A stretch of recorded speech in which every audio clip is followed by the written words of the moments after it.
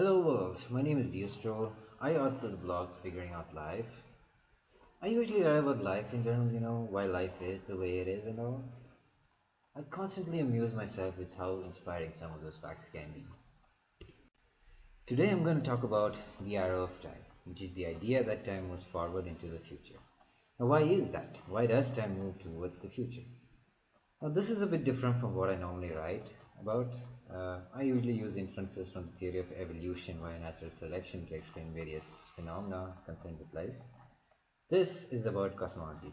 More specifically, I'm going to talk about one of the most fundamental properties of the universe, time.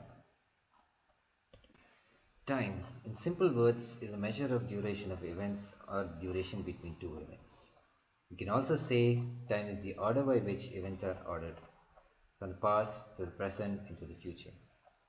People today fantasize about traveling back through time to somewhere in the past so they can change something about their life.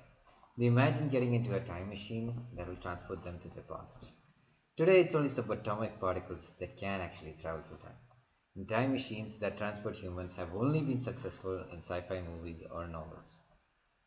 But if people from the future could travel back in time, wouldn't we know about it?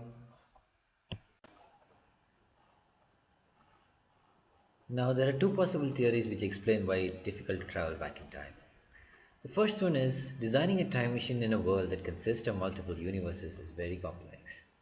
Now, to know more about multiple universes and why time travel in a world that has multiple universes is difficult, please see the link to that blog post in the description below.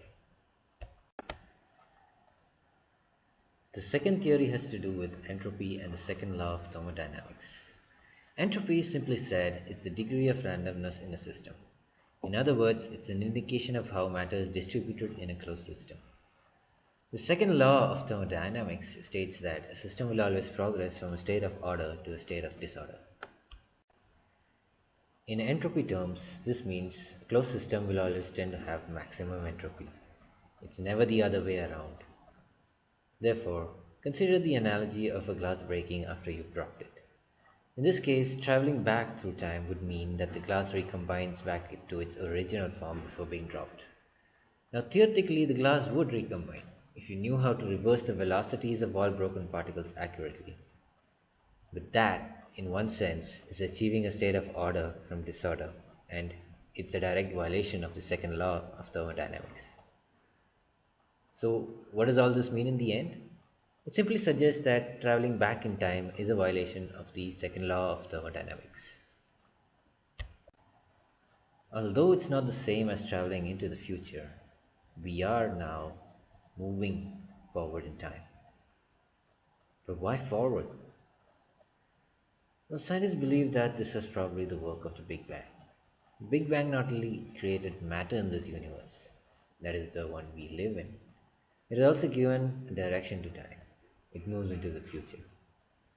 But scientists still have to yet discover more about the Big Bang. So, all of this is just theory for now.